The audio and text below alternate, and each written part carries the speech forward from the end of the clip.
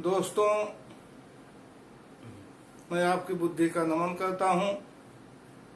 मैं लालमणि सीताराम मौर्य, अध्यक्ष मौर्य समाज चैरिटी ट्रस्ट, मुंबई, महाराष्ट्र। मैं वर्तमान में बसई पालघर, महाराष्ट्र में रहता हूं। मेरा जन्मभूमि ग्राम हरिपुर, पट्टी प्रतापगढ़, उत्तर प्रदेश है।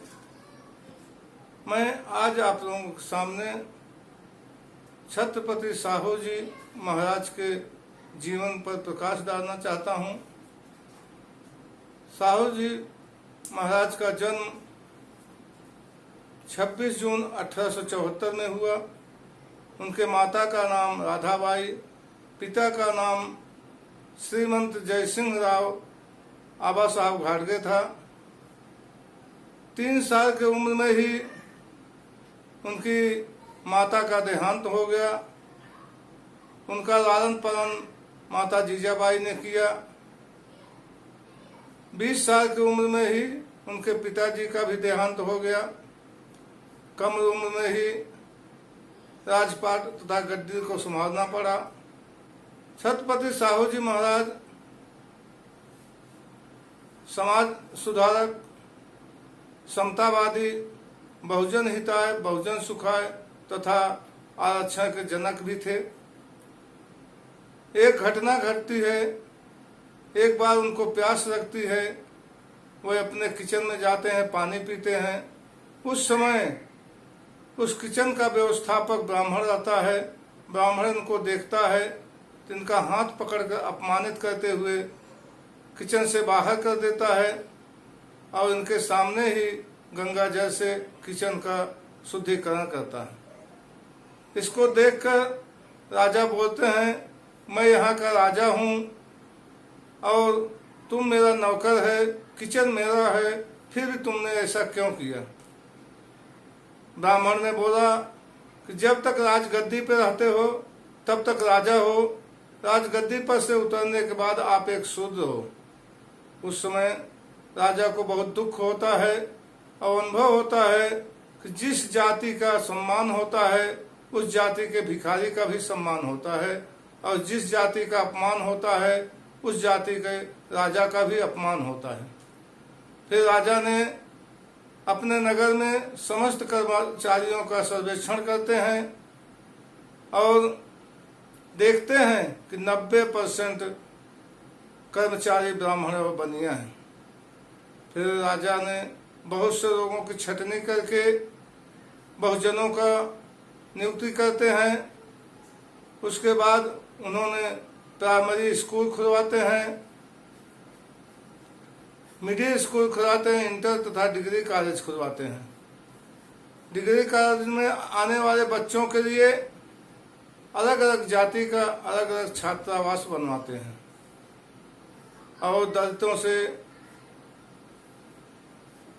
चाय की दुकान खुलवाते हैं, होटल खुलवाते हैं तथा अपने साथियों के साथ उस होटल पे तथा चाय की दुकान पर चाय पीने एवं खाना खाने जाते हैं।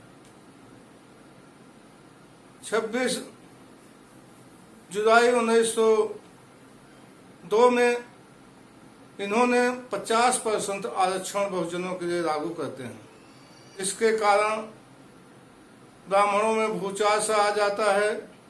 बाल गंगाधर तिलक खुलकर विरोध करते हैं और समस्त ब्राह्मण गांव-गांव, गली-गली में घूम घूम कर उनका कुप्रचार करते हैं कि राजा तो पागल हो गया है, राजा चमारों का राजा है, राजा बहुजनों का राजा है। यहाँ तक अन्य राजाओं के भी मन में मनमुटाव कर देते हैं।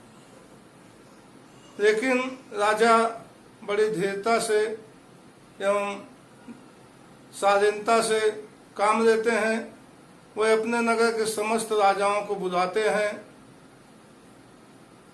और मेहमान नवाजी के लिए जलपान के बाद सभी राजाओं को बोलते हैं, आओ चले घुड़सवार चलते हैं। राजाओं को शंका होती है कि मेहमान नवाजी के लिए बुलाए हैं लेकिन घुड़सवार क्यों ले जा रहे हैं। फिर भी सभी लोग उनके साथ जाते हैं। घुड़सवार में जाने के बाद साहू जी महाराज 100 किलो चना गिरा देते हैं और उनके यहाँ 100 घोड़े बंधे रहते हैं, उनको खोल देते हैं। घोड़े चना खाने लगते हैं। राजा से पूछते हैं कि आप क्या देख रहे हो? सभी राजाओं ने उत्तर देते हैं कि घोड़े चना खा रहे हैं। उसके बाद फिर राजमहल आते हैं, उनका मेहमान नवाजी करते हैं और सभी राजा अपने अपने घर चले जाते हैं। फिर दूसरे दिन सभी राजाओं को बुलाते हैं, फिर घुड़सवार ले जाते हैं, 100 किलो चना गिरा देते हैं और 100 घोड़ों को छोड़ देते हैं। फिर पूछते हैं आप लोग क्या देखते हो? राजाओं ने बोला राजा जी घोड़े चना खा रहे हैं।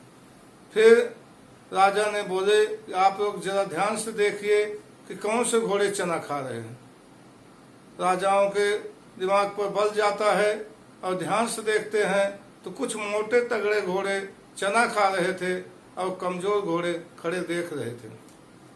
फिर वह बोले कि कुछ मोटे तगड़े घोड़े चना खा रहे हैं और कमजोर घोड़े या अन्य घोड़े खड़े हो देख रहे हैं। फिर राजा राजमहल आते हैं, लोगों का मेहमान नवाजी करते हैं और फिर घर सब चले जाते हैं। दूसरे दिन फिर सभी राजाओं को बुलाते हैं, घुड़सवार आते हैं, वहां पर व्यवस्था किए जाते हैं। 100 घोड़ों को अलग अलग बांध देते हैं और सबके सामने 1-1 किलो चना डाल देते हैं और सभी से पूछते हैं आज आप लोग क्या देख रहे हो? बोले कि सभी घोड़े चना खा रहे हैं।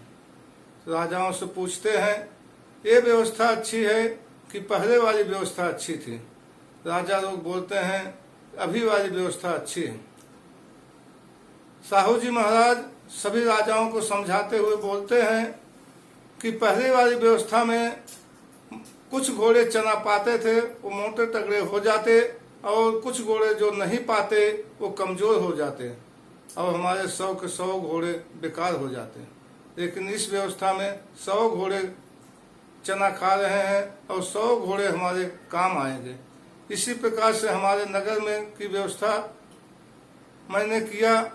सभी को समान अधिकार मिलना चाहिए और सभी अपने अपने अच्छे ढंग से काम करें। तो आप लोग बताइए कौन सी व्यवस्था अच्छी है? और उन लोगों से लिखित दिया तो वे लोग सभी लिखित दिए कि आज की व्यवस्था जो आपने किया है वो व्यवस्था अच्छी है। उसके बाद सभी राजा लोग चले जाते हैं। ऐसी व्यवस्था अपने अपने क्षेत्र में भी करते हैं।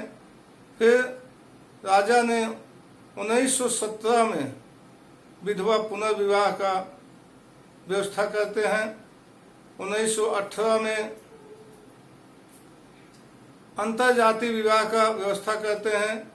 अनेक अंतरजातीय विवाह भी करवाते हैं। सन 1920 में कोल्हापुर में बहुत बड़ा सभा का आयोजन करते हैं जिसमें बाबा साहब अम्बेडकर को भी बुलाते हैं और लोगों से बोलते हैं कि हमारे न रहने के बाद डॉक्टर अम्बेडकर हमारा ये कारवां आगे ले जाएंगे, आप लोग इनको अपना नेता मानना। 6 मई 1922 को उनका देहांत हो जाता है और हमारे ऐसे महापुरुष हम लोगों के बीच में नहीं रहते। आप लोगों ने अपना अमूल्य समय देकर मेरी बात को सुने, इसके लिए बहुत बहुत धन्यवाद। जय भारत, जय संविधान।